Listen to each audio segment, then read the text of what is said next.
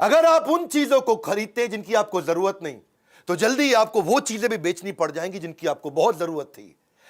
दूसरा, if you can not control emotions, you can not control your money. तीसरा, if you don't find a way to make money while you sleep, then you will have to work until you die। अगर नींद में भी तू पैसा नहीं कमा पा रहा है सोते सोते, तो तुझे सारी जिंदगी काम करना पड़ेगा। नमस्कार, मैं Vivek Bindra, founder and CEO बड़ा बिजनेस.com। आज बात कर रहा हूं वॉरेन बफे की। गेम चेंजिंग वीडियो है। ऐसे मैंने पीछे बहुत पावरफुल वीडियोस दिए हैं अभी आपको। Steve Jobs, Marwari, D Mart, Mary Kom, Gandhi, life in 2050, Singapore, McDonald's, Bengali community, success habits of billionaire, आगे भी दूंगा। कमेंट बॉक्स में आप बता रहे हैं ना, आपके सारे कमेंट्स को पढ़ रहा हूं। तेंदुलकर का जन्मदिन आने वाला है। अजीत डोवाल कैसे इतने बुद्धिमान, क्या क्या किया। पॉलिटिकल रिलेशन सोच रहा हूं मैं, इंडिया, चाइना, पाकिस्तान और यूएस से कैसे इतना राइज कर गया, इतना पैसा कमाया। टेक्सटाइल इंडस्ट्री, कोई और भी हो नीचे बताइएगा। पर आज बात करूंगा ऐसे आदमी का, दुनिया के 4 सबसे अमीर आदमियों में उसका नाम आया पिछले 20 साल तक। कभी रैंक 1, कभी रैंक 2, कभी रैंक 3, कभी रैंक 4। 2008 में दुनिया का सबसे अमीर आदमी था।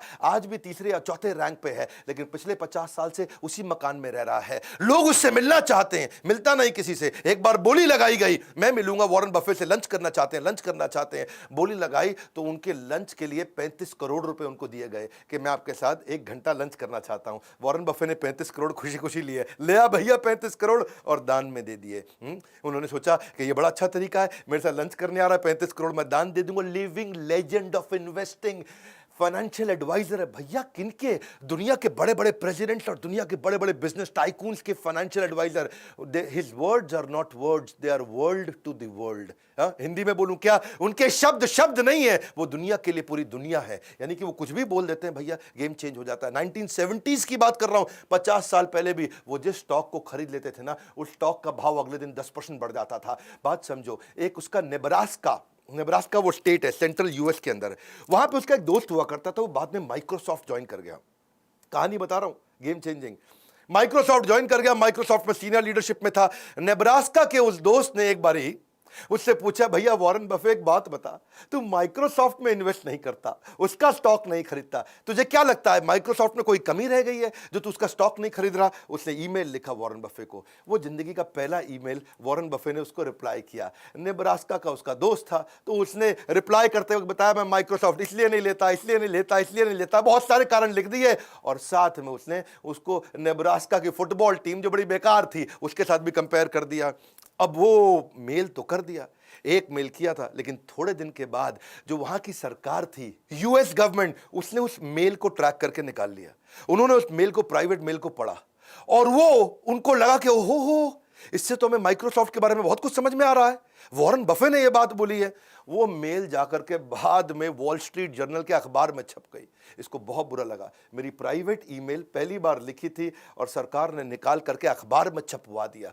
वो दिन आखिरी दिन था उसका, उसके बाद उसने कभी किसी को मेल नहीं लिखा। उसको इस बात का दुख नहीं था कि मैंने माइक्रोसॉफ्ट की निंदा करी, उसको इस बात का दुख था कि मैं नेब्रास्का नाम के स्टेट में रहता हूं, और उसमें छोटा शहर है ओमाहा, लेकिन मैंने जो है नेब्रास्का की फुटबॉल टीम की बेइज्जती करी है, ऐसा ना हो जाए मुझे यहां से घर छोड़ना पड़ जाए। बहरहाल एनुअल लेटर जरूर लिखते हैं अपने सारे शेयर होल्डर को, और जो एनुअल लेटर लिख करके भेजते हैं अपने शेयर होल्डर्स को, जो अपने इन्वेस्टर्स हैं, जब ये उनको भेजते हैं तो पूरी यूनिवर्सिटीज बैठ करके उनके एनुअल लेटर को पढ़ती है, इनकी कही हुई बात को पढ़ा जाता है। यूनिवर्सिटी सिखाती है, अरे देख भाई वॉरेन बफे ने चिट्ठी लिखी, अरे क्या लिखा होगा इसके, 63 कंपनियां हैं आज वॉरेन बफे की। मेरा वीडियो देख लेना भैया, थोड़ी देर के अंदर मैं इतनी सारी लर्निंग देने वाला हूं। 63 कंपनीज वॉरेन बफे की, हर कंपनी के सीईओ को साल में एक चिट्ठी भेजता है, ना मिलता है ना फोन पे बात करता है। वॉरेन बफे साल में एक चिट्ठी भेज दी और उसमें लिख दिया, भैया तुम्हारा ये गोल है, तुम्हारा ये केपीआई है, ये तुम्हारे की परफॉर्मेंस इंडिकेटर, और ये तुम्हारे इस साल के गोल होने चाहिए, इसको अचीव करके दिखाओ। एक चिट्ठी भेजी, बस हड़कंप मच जाता है, कोई मिलता नहीं, कुछ बात नहीं करता। मीटिंग ले, क्योंकि उनकी आदत क्या, पढ़ते रहते हैं, 10-10 12-12 घंटे तो रोज पढ़ते हैं, कोई मीटिंग करते ही नहीं। वो हार्वर्ड बिजनेस स्कूल में पढ़ने गए थे, उनको रिजेक्ट कर दिया, उसको एडमिशन नहीं मिला वॉरेन बफे को हार्वर्ड बिजनेस स्कूल में। आज Harvard business school Warren Buffett की केस स्टडी सिखा रहा है सबको। आज बता रहा है भैया वॉरेन बफे इतना बड़ा कैसे होगा, उसको उस समय पढ़ने नहीं दिया था। आज एक बात समझ लेना, जो सबसे बड़े 100 अरबपति हैं दुनिया के, उनमें से 80% लोग खुद से अरबपति बने हैं, माँ बाप के पैसे से नहीं बने हैं। और वो बड़ी अच्छी एडवाइस भी देते हैं लोगों को, कहते हैं क्रेडिट कार्ड से दूर रहना, पैसे ने आदमी को नहीं बनाया, आदमी ने पैसे को बनाया, इसको याद रखना। और दूसरे के कहे अनुसार काम नहीं करना, अपनी बुद्धि से काम करना। बचपन में इनके खून के अंदर बिजनेस घुस गया। इनको पहले से ही पता था अमीर तो बहुत बनने वाला हूं। 6 साल की उम्र में रिसर्च करने चले गए दुकान के बाहर, अरे कौन सी कोल्ड ड्रिंक के ढक्कन ज्यादा हैं, बाहर जाके ढूंढने लगे, अरे इसका ढक्कन उसका ढक्कन, अलग अलग ढक्कन देखे उन्होंने। वहां जाकर रिसर्च में इनको समझ में आया सबसे ज्यादा कोल्ड ड्रिंक के ढक्कन बाहर कोका कोला के पड़े हैं। उससे उसने धंधा चालू कर दिया। 6 कैन कोका कोला के 25 सेंट में खरीदता था, 30 सेंट में बेचाता था, 25 सेंट में खरीदता था, 30 सेंट में बेचाता था। हर रोज 5 सेंट बचाया। 6 साल की उम्र में जब बच्चे कंचे खेल रहे हैं, ये धन से धंधा करना शुरू कर दिया। और वो जो कोका कोला पे रिसर्च किया, वहां से इसको रिसर्च की आदत पड़ी। 11 साल की उम्र में इसने पहली बार एक स्टॉक मार्केट, शेयर मार्केट में इन्वेस्टमेंट किया। इसके पिता ने इसको गाइड किया था। वहां पे सिटी सर्विस नाम का एक स्टॉक था, जिसको उसने 38 रुपए के भाव में, $38 के भाव में खरीद लिया। अब वो हुआ क्या, वो नीचे गिर गया। नीचे गिरा, इसको बच्चे टेंशन हो गई, अरे नीचे गिर गया, नीचे गिर गया। बैठा रहा टाइट, वेट किया। जैसे ही वो $28 से वापस $40 हुआ, इसने तुरंत जाके बेच दिया। लेकिन थोड़े दिन के बाद वो $200 का हो गया शेयर। इसको लगा यार मैं तो $2 कमाए थे, ये तो $200 का हो गया, बहुत कमा सकता था। बड़ा परेशान हुआ उस समय। लेकिन उसको सीखने को मिला कि भैया ऐसा है, मेरी बात समझो कि जिस चीज़ को टाइम लगता है, अगर कंपनी अच्छी है, उसको ग्रो करने में टाइम लगता है तो लगेगा। मैंने जल्दी कर दी। हाँ, ऐसा नहीं है कि एक औरत और एक पुरुष जब ये दोनों मिलते हैं तो 9 महीने में बच्चा पैदा करते हैं, तो 9 पुरुष लगा दो तो 1 महीने में बच्चा पैदा तो हो नहीं जाएगा। या 9 महिलाओं को जोड़ लो इकट्ठे तो भी 1 महीने में बच्चा पैदा नहीं होगा, 9 महीने लगता है। तो मैंने वेट नहीं किया, इसीलिए मैं हारा। ये एक्सपीरियंस उसको लॉन्ग टर्म वैल्यू इन्वेस्टिंग के बारे में समझ में आया। बाकी सारे बच्चे बेसबॉल खेल रहे थे और ये बाइंग स्टॉक्स खेल रहे थे। 16 साल की उम्र में $53,000 कमा चुके थे। कभी कलेक्टर स्टैंप बेचते थे, कभी गाड़ी साफ करते थे, कभी पुरानी गोल्फ की बॉल लेके उसको रिफर्बिश करते थे, कभी जाकर के वॉशिंगटन पोस्ट जो उनका सबसे फेमस अखबार था वहां का उसको बेचते थे। $175 कमाया करते थे रेगुलरली। अपने उस समय के टीचर से ज्यादा कमाते थे। 17 साल की उम्र में पिता ने वॉर्टन भेज दिया, जा भैया वॉर्टन में पढ़ के, सबसे बढ़िया बिजनेस कॉलेज। वॉर्टन गए, थोड़े दिन एडमिशन लिया, पढ़ना शुरू किए। टीचर वहां पढ़ा रहे, छोड़ के आ गए। माँ बाप को बोले अरे इस टीचर से ज्यादा तो मैं जानता हूं, पढ़ने में बहुत तेज थे ना ये, जो टीचर सिखाता था उसे 4 कदम आगे रहते थे, जितना टीचर कमाता था उससे ज्यादा पहले ही कमा लेते थे। 17 साल की उम्र में इसने क्या किया, एक दिन बाल कटाने गया नाई की दुकान पे। भैया बोला बढ़िया बढ़िया बाल काट दो, लेकिन नाई बोला यार मैं वेट कर भैया, अभी 3 आदमी बैठे हैं। इसको समझ में आया लोगों को वेट करना पड़ता है। इसने का नया बिजनेस आइडिया, 17 साल की उम्र में एक पिन बॉल गेम का बढ़िया बिजनेस आइडिया कर दिया इन्होंने। पिन बॉल गेम कैसा होता है, ये समझो जैसे इंडियन कंचे होते हैं ना, उसका पॉलिश्ड वर्जन। हाँ, वहां पे टेबल लगा दी, उसमें कंचा छेद में फेंकना रहता है, तो वो निकल पिन बॉल मशीन बोलते हैं उसको। इन्होंने $25 की मशीन ली, जाके नाई को समझाया कि मेरी बात समझ भाई, तेरा इसके अंदर कोई रिस्क नहीं है, नो रिस्क प्रेपोजिशन। पैसा मेरा है, लगेगा, लोग आएंगे खेलेंगे और उनको मजा आएगा, तेरे पास ज्यादा लोग आएंगे, वेट करते वक्त वो खेलते रहेंगे। अच्छा, लोगों को अच्छा लगने लगा। हाँ, उसमें क्या सिस्टम था कि भाई 5 सेंट डालो और 20 बॉल मिलेंगी, आराम से खेलते रहो। नाई भी फ्री हो गया, बोला नहीं नहीं अभी तो किसी और के बाल काट ले, अभी तो मेरे कंचे चल रहे हैं भैया। वॉरेन बफे ने कहा कि नाई तेरे को पैसे नहीं लगाने। उससे क्या हुआ, जितने लोग थे उसी के यहाँ करके बाल कटाने आते थे, भैया इसी के बाल कटा लो है, क्योंकि यहाँ तो गेम खेलने को मिल जाएगा, वेटिंग नहीं करना पड़ता, बाकी जगह वेट करना पड़ता था। नाई को मजा आने लगा। धीरे धीरे इसने वॉशिंगटन डीसी में सारे के सारे सैलून के अंदर अपनी वो गेम इंस्टॉल करनी शुरू कर दी। $25 से बिजनेस चालू किया, रोज पैसा कमाया, रोज पैसा कमाया, और आने वाले समय में 1 साल के अंदर $1000 में बिजनेस को बेच दिया। $25 से $1000। उसके बाद इसको एक दादाजी की कहानी सुनाता हूं। इसके दादाजी ने भी इसको एक बार एक काम पे लगाया था कि आज अपने दोस्त को लेकर के सामान उठाने का, राशन की दुकान थी दादाजी की, इधर से उठा उधर रख, उधर से उठा इधर रख, तेरे को पैसे दे दूंगा। इसने कहा ठीक है दादाजी। हाँ, काम मिल गया। एक और काम में तेज था, बहुत मेहनत करके उठाया, हाथ सूज गए, थक गए, हाथ जम गए, बुरा हाल हो गया। इतना उठाया, इतना रखा, दादा ने 90 सेंट दे दिए, आधे आधे बांट लो। बोला $1 नहीं मिला, 90 सेंट। बहुत गुस्सा आया। इसने सोचा यार दादा बहुत तेज निकला, सही खेल गया यार, है पहले कोई कॉन्ट्रैक्ट नहीं बनाया और बाद में 90 सेंट दे दिया, ये कोई पैसा होता है। उस दिन इसको समझ में आया कि मेरी बात सुनो भैया, हाँ, पहले ही स्पेसिफिक्स और कॉन्ट्रैक्ट साइन करके ही धंधा करना है किसी के साथ। जब नौकरी भी मांगने जाओ ना, उस दिन जिस दिन नौकरी मिलती है ना, तब नेगोशिएट कर लेना इंटरव्यू में। उस समय जितनी तनख्वाह तय हो गई, उसके बाद कोई नहीं पूछेगा। 1 साल तक तनख्वाह नहीं बढ़ती भैया फिर तो। Big bargaining leverage is greatest when you begin a job. उसके बाद कोई नहीं पूछता आपको। तो ये कहते हैं कि मैं अच्छा इन्वेस्टर इसलिए क्योंकि मैं अच्छा बिजनेसमैन हूं, और अच्छा बिजनेसमैन भी इसलिए क्योंकि मैं अच्छा इन्वेस्टर हूं। रिस्क कहते हैं कि खत्म हो जाता है जब तुमको समझ में आता है तो तुम कर क्या रहे हो, पहले समझ तो लो तुम कर क्या रहे हो। शेयर मार्केट में रिस्क तो उसको होता है जिसको पता ही नहीं वो पैसा कहां लगा रहा है। ये जीनियस नहीं है, केवल इतने जीनियस नहीं, जीनियस तो है ही, जनरस भी बहुत है। जनरस इतने हैं, कहते हैं कि भाई मेरी कमाई का 1% से ज्यादा मैं अपने ऊपर खर्च करूंगा, ऐसा कुछ होने नहीं वाला। नहीं, मैंने खाना वही $3 का ब्रेकफास्ट है जी, लेकिन वो 99% दूसरों को दे दिया, उनकी जिंदगी बदल जाएगी। ये अपनी जिंदगी में $3 से ऊपर का ब्रेकफास्ट नहीं किया इन्होंने, और अपनी सारी की सारी चैरिटी लोगों को कमिट कर दी। $37 बिलियन ऑलरेडी दे चुके हैं। कोविड की जो आज वैक्सीनेशन आई है उसमें वॉरेन बफे का बहुत बड़ा कंट्रीब्यूशन, उन्होंने बहुत डोनेशन किया है। ये अपने बच्चों को पूरा पैसा देने में बिलीव नहीं करते। ये कहते हैं कि भाई बच्चों को इंडिपेंडेंट और कॉन्फिडेंट बनाओ, वो खुद ही कमा लेंगे। मैं अपने बच्चों को इतना तो देना चाहता हूं कि उनको लगे कि वो कुछ भी कर सकते हैं, लेकिन इतना नहीं देना चाहता कि उनको लगे कि अब कुछ करने की जरूरत ही नहीं है। इनको हाईएस्ट सिविलियन अवार्ड भी, जैसे अपने भारत रत्न रहता है, वहां प्रेसिडेंशियल मेडल ऑफ फ्रीडम होता है भारत रत्न की तरह यूएस के अंदर, वो उनको बराक ओबामा ने दिया था। बराक ओबामा क्या बोलते हैं, भैया आप मेरी इंस्पिरेशन हो, और ना केवल आप सबसे अमीर हो बल्कि आप सबसे एडमायर्ड और रिस्पेक्टेड भी हो। ये थोड़े लॉयल भी रहते हैं। एक और क्वालिटी बताऊं उनके कपड़ों के मामले में, कपड़े वही पहनते हैं जो एक बार पहन लिए। वैसे चाइना गए थे एक दफा, ये चाइना में वहां एक होटल में रुके हुए, और वहां पे ना एक मैडम ली हुआ करती थी, लोकल दर्जी थी, एक मशीन के साथ में घर में बैठ करके, आसपास किसान की बेटी थी, तब पैसे वाली नहीं थी। तो वो उसने देख लिया वॉरेन बफे को उसी होटल में जाते हुए, और वॉरेन बफे उसके लिए इंस्पिरेशन थे। किसी तरह से होटल के रिसेप्शन से फोन करा के अपने 2 आदमियों से उसने अपॉइंटमेंट ले लिया। वो 2 आदमी घंटी बजा के रूम में घुसे, जाते ही उसका नाप लेने लगे। ला भैया शर्ट का नाप दिखाओ, कोट का नाप दिखाओ, गर्दन देखो, चेस्ट देखो, हैं जी, पेट देखो कितना है। जितनी देर में वॉरेन बफे को समझ में आता, वो कहते हैं सूट का कलर सेलेक्ट कर लो जी। सेलेक्ट कर लिया। उसने कहा पैसे बताओ, इतने में वो लड़के चले गए। अगले दिन सुबह क्या जबरदस्त स्मार्ट सूट, एकदम बढ़िया स्टिचिंग का, पहुंच गया वॉरेन बफे के पास, और उससे पैसा भी नहीं लिया, उसको गिफ्ट कर दिया, क्योंकि वो मैडम ली जो थी वो उसकी बड़ी फैन हुआ करती थी।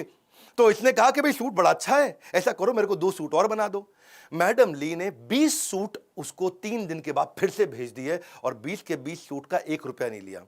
वॉरेन बफे बड़ा हैरान हो गया, बोला यार तुम पैसा नहीं ले रहे हो मुझसे। हाँ, लेकिन वॉरेन बफे ने उसको प्रमोट बहुत किया, इतना प्रमोट किया कि उनके दोस्त बिल गेट्स, उसके भी कपड़े आज मैडम ली बनाती हैं, और दुनिया भर के लोग कपड़े बनाती हैं। बर्कशायर हैथवे की जो एनुअल जनरल मीटिंग है वहाँ पे भी उनको इन्वाइट किया, और बड़ा उनको धन्यवाद किया। और अब वो दिन है और आज का दिन है, वही 20 सूट है उनके पास। वो पिछले 20 साल से वही 20 सूट अलग अलग दिन बदल के पहनते हैं। ये ऐसे आदमी हैं, अपनी आदतों के साथ लॉयल है, एक जैसा ही ब्रेकफास्ट खाते हैं, वही गाड़ी चलाते हैं, 50 साल से उसी घर में रहते हैं, वही 20 सूट पहनते हैं। यहां तक कि फोन भी उनके पास सैमसंग का वही फ्लिप वाला पुराना है। एप्पल में इनके काफी शेयर हैं, ये एप्पल के 5%, 5.5% के मालिक हैं। तो टिम कुक एप्पल का सीईओ, वो कहता है भैया मैं आता हूं तुम्हारे पास, तुम यार कम से कम हमारी कंपनी के मालिक को एप्पल का फोन यूज करो। उनको एप्पल का फोन आईफोन 11 रिसेंटली दिया उनको, ये लो भैया आईफोन 11, इसको इस्तेमाल करो। वॉरेन बफे बोला ठीक है जी। उसमें उसने नया सिम डाल दिया, वो वाला चेंज नहीं किया, सैमसंग चल रहा है, वो नया सिम डाल दिया। टिम को कहता मैं सिखा दूंगा तुम्हें कैसे यूज करना है। बोला कोई जरूरत ही नहीं है, ये खाली फोन रिसीव करने के लिए रख लिया मैंने, इससे फोन कर लूंगा, रिसीव कर लूंगा, मैंने सीखना कुछ नहीं, इंटरनेट तो मैं वैसे नहीं चलाता।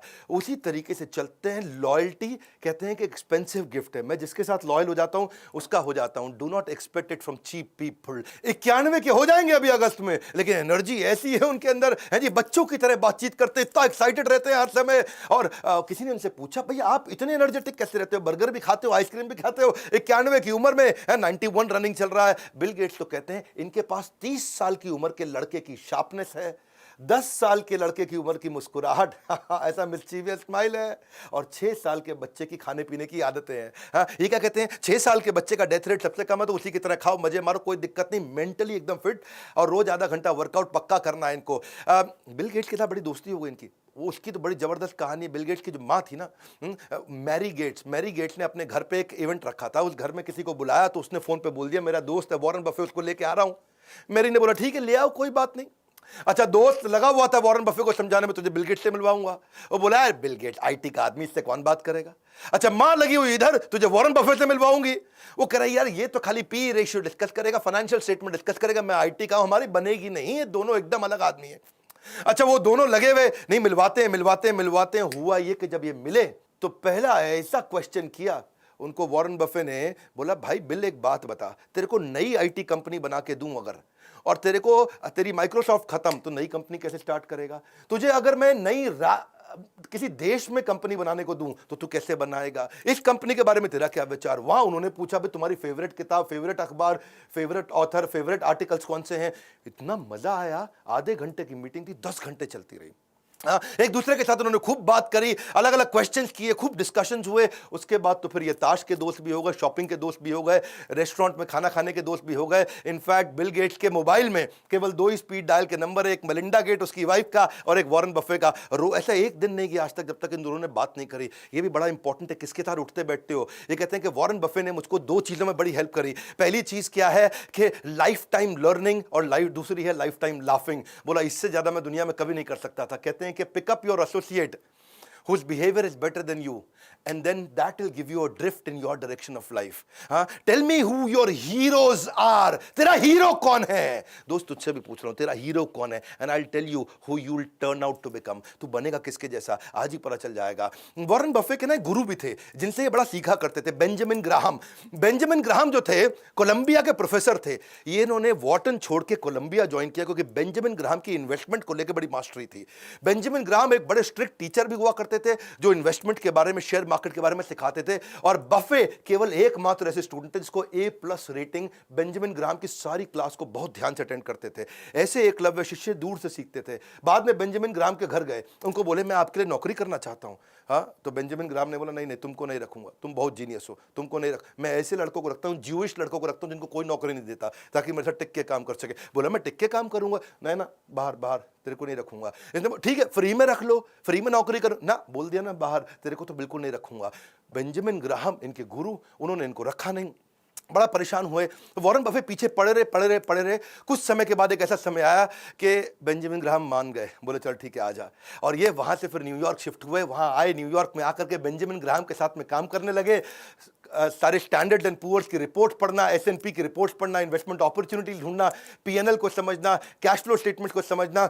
जब जिस समय यंग लड़के प्लेबॉय मैगजीन है जी, जहां पे आप देखते हैं कई देवियों के चित्र होते हैं अलग अलग प्रकार के, जिसमें वो कम कपड़े पहन के रखती है, उनके चित्र देखते थे। ये उस समय बैलेंस शीट देखा करते थे। ऐसे भयंकर फोकस्ड आदमी थे। बेंजामिन ग्राहम और वॉरेन बफे की जोड़ी ने कमाल कर दिया। वॉरेन बफे खूब सीख रहे थे, लेकिन फिर एक ऐसा समय आया कि वॉरेन बफे और बेंजामिन ग्राहम की थ्योरीज में फर्क आ गया।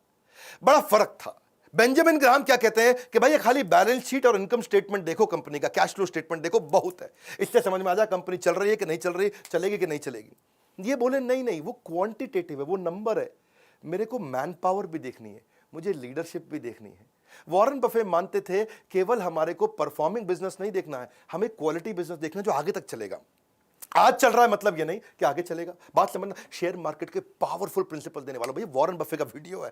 मेरे वीडियो बाकियों की तरह तो होते नहीं, गेम चेंजिंग है, क्योंकि यहां बेंजामिन ग्राहम बोलते थे क्वांटिटेटिव मेथड और नंबर चेक कर लो, quantity number, quantitative method number, number समझ लो, समझ आ जाए कंपनी चलेगी। ये बोले ना ना ना ना, क्वांटिटेटिव के साथ क्वालिटेटिव अप्रोच। उनकी मैन पावर कैसी है, धंधा कैसा है, कंपटीशन कैसा है, लोकेशन कैसी है, कंपनी में जाओ, लीडरशिप से मिलके आओ, बिजनेस मॉडल देखो, इकोनॉमिक मोट देखो, कॉम्पिटिटिव एडवांटेज देखो। मोटा मोटा बफे कहते थे भाई कंपनी चलती कैसे, अंदर घुसो, उसकी लीडरशिप देखो, ईमानदार है कि नहीं। ये कहते थे नहीं नहीं भैया खाली नंबर देखना है। यहां पे इनके झगड़े बढ़ने लगे। और बात वो सही है कि वॉरेन बफे आगे चल के बहुत सफल हुए।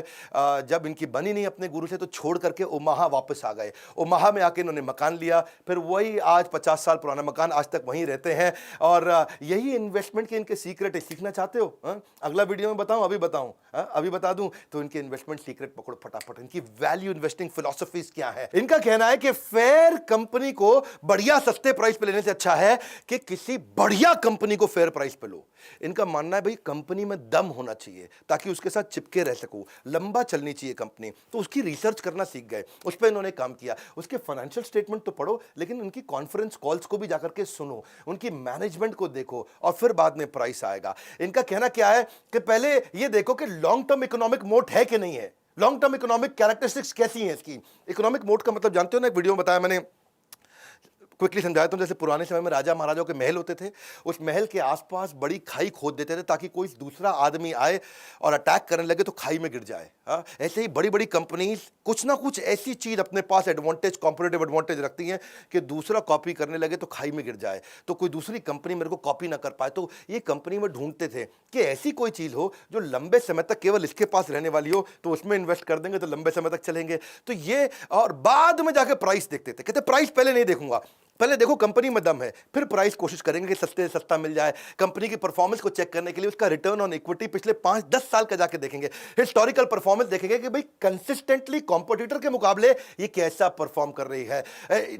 बहुत ज्यादा महंगी कंपनी खरीदने में बिलीव नहीं करते रहे, लेकिन एक्सीलेंट कंपनी वो उनका पहला रूल था। कंपनी जो फंडामेंटली चीपर हो अपनी वर्थ से। और उसके बाद क्या है, ये कहते हैं कि भाई गैम्बलिंग तो हमें करनी नहीं है, क्योंकि गैम्बलिंग से लॉस होएगा ही होएगा। इन्फॉर्म्ड रहो अपने डिसीजन में, सीखो, अपना होमवर्क करके चलो। कंपनी पे कर्जा तो नहीं है कहीं, कर्जे को जरूर चेक करते हैं। हाँ, क्योंकि ये कहते हैं कि अगर कोई आदमी बुद्धिमान ना, स्मार्ट है, तो बिना कर्जा लिए भी बिजनेस कर जाएगा। ये प्रिंसिपल मैंने भी बड़ा बिजनेस में सीखा। आज तक हमने 1 रुपए का कर्जा नहीं लिया और हमारी ऑर्गेनाइजेशन की वैल्यूएशन और रेवेन्यूज कंटिन्यूसली ग्रो किए, क्योंकि फंडामेंटल्स बहुत मजबूत रखे हमने बड़ा बिजनेस के अंदर। इसीलिए आज हमारे IBCs भी बहुत ग्रो कर रहे हैं, और यही मैं सारे अपने ट्रेनिंग प्रोग्राम्स में भी सिखाता हूं, हमारे एवरीथिंग अबाउट एंटरप्रेन्योरशिप। इसकी बात बाद में करेंगे। ये कंपनी के प्रॉफिट मार्जिन को देखते हैं। 2 बातें हैं, एक, अच्छा प्रॉफिट मार्जिन है, इसका मतलब कंपनी बढ़िया है। लेकिन दूसरा, अगर प्रॉफिट मार्जिन हर साल बढ़ रहा है, इसका मतलब कंपनी के ऑपरेशंस और खर्चों पे बड़ा कंट्रोल भी रखा हुआ है।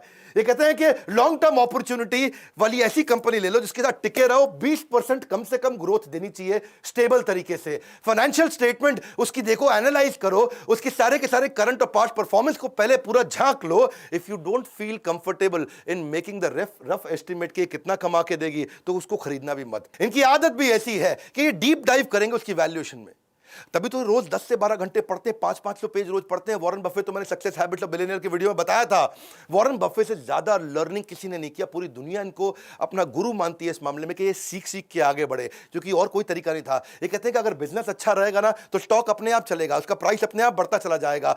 ऐसे खरीदो स्टॉक को जैसे अपना मकान खरीद रहे हो, जैसे किसी के साथ शादी करने वाले हो। जब आप शादी कर लेते हो तो रोज रोज शादी तोड़ते नहीं, रोज रोज नहीं तोड़ते। तो ऐसे ही कहते हैं कि रोज रोज स्टॉक नहीं बदलना चाहिए, इनको प्रेम है इस काम से। और ये स्टीव जॉब्स की तरह ये भी ये बोलते हैं, success comes to those who love doing what they are doing. और ये एक बात और है कि कहते हैं कि बार बार स्टॉक अगर बेचोगे ना, जल्दी जल्दी खरीदोगे बेचोगे, तो उसके ऊपर टैक्स भी आपको देना पड़ जाएगा, उसकी ट्रेडिंग कमीशन भी देनी पड़ेंगी, तो उस पर भी पैसा बचाना चाहिए। और अगर आप किसी स्टॉक को खरीदने में 10 साल के लिए, कितने साल के लिए, 10 साल के लिए अगर आप कॉन्फिडेंट नहीं हो, तो स्टॉक को खरीदने की जरूरत नहीं है। 10 मिनट भी ऐसे स्टॉक को रखना मत।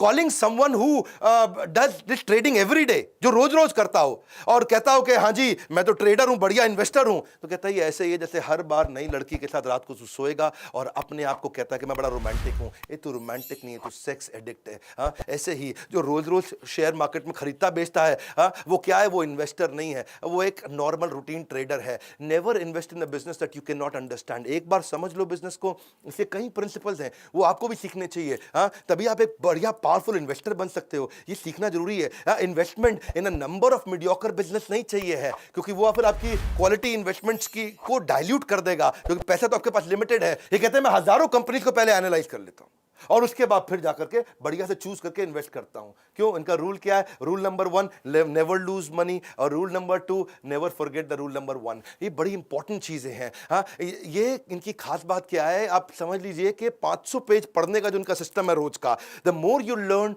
मोर यू अर्न, ये प्रिंसिपल है। Best investment that you can make is investment on your own self, ये वॉरेन बफे का कोट है। हमने भी इसीलिए एक नया कॉम्बो तैयार किया आपके लिए। अगर आपने वीडियो पूरा देखा है तो मतलब आपका इन्वेस्टमेंट में, ग्रोथ में, पैसा कमाने में, पैसिव इनकम में इंटरेस्ट है। तो हमने कुछ नए कोर्सेज जो लॉन्च किए थे, उसका इंट्रोडक्शन जल्दी दे देता हूं आपको।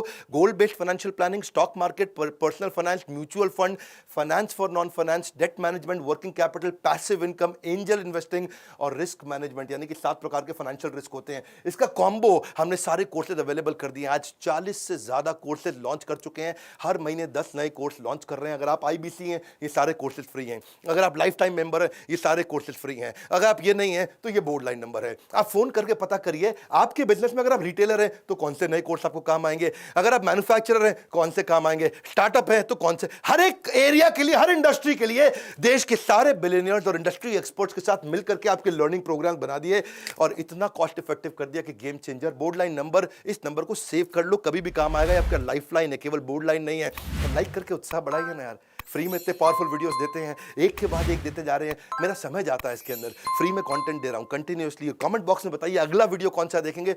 इस वीडियो को शेयर करिए, लर्निंग्स इंस्पायरिंग है बहुत। हाँ, if he can do you can too. अगर ये कर सकते तो आप क्यों नहीं कर सकते। वीडियो को शेयर करने के लिए, हमारे चैनल पे हर बार वापस आने के लिए, वर्ल्ड का नंबर 1 एंटरप्रेन्योरियल यूट्यूब चैनल बनाने के लिए, पता है ना कोई नहीं है टक्कर में, पड़े हो किस चक्कर में। विनम्रता के साथ आप सबका हाथ जोड़ के मुस्कुराहट से बहुत बहुत धन्यवाद।